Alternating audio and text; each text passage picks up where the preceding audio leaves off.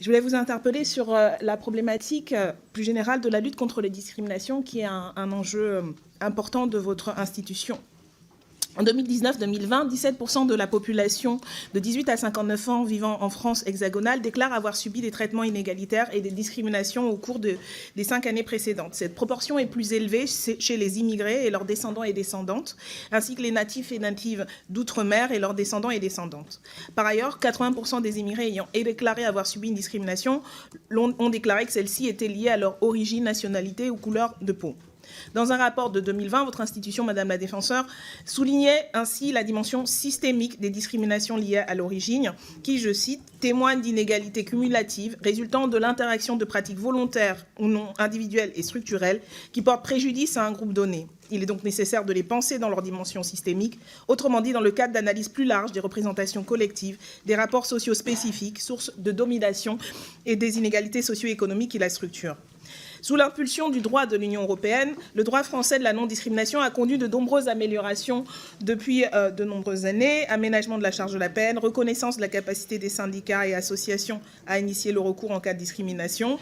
Mais c'est un droit qui reste, selon vos propres termes, un contentieux difficile, rare et peu dissuasif. Daniel Obono. Ma question, un code de non-discrimination, est-ce que vous pensez que ce serait chacun utile devra préparer ses questions dans le temps imparti. Marie-Josée Allemand. Madame Obono, sur la question des discriminations et des discriminations systémiques, je trouve que c'est un des sujets sur lequel aussi on a du mal à avancer. Manifestement, l'ampleur des discriminations ne se voit pas dans les réclamations que nous recevons, ni ce qui va devant les tribunaux. Et on comprend très bien pourquoi. La question de la peur des représailles et le à quoi ça va servir est omniprésente. Je vais juste vous citer l'enquête qui avait été menée en 2018 avec les jeunes avocats et avocates, qui montrait que 38% des jeunes avocats et avocates disent avoir été victimes de discrimination, tous critères confondus, dans les 5 dernières années. Si je prends que les femmes, c'est 52%. Là-dessus, moins de 5% est allé devant les tribunaux ou devant l'institution du défenseur des droits. On n'est pas face à un public qui ne connaît pas ses droits. Donc le problème est ailleurs, et il est sur la peur des représailles, et il est sur à quoi ça sert. Et ça, tout domaine confondu. Comment on peut avancer ? Particulièrement, vous avez raison, sur la discrimination origine, qu'on a plus de mal à appréhender, sur les questions de preuve qui sont parfois plus difficiles.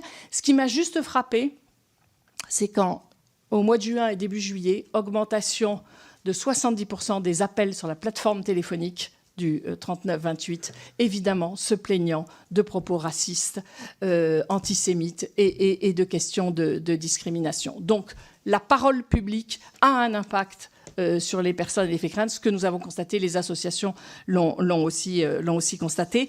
Mais c'est vraiment une des questions. Je ne pense pas qu'il faille changer, honnêtement, là-dessus le droit. Par contre, on est vraiment dans un endroit où il faut appliquer le droit.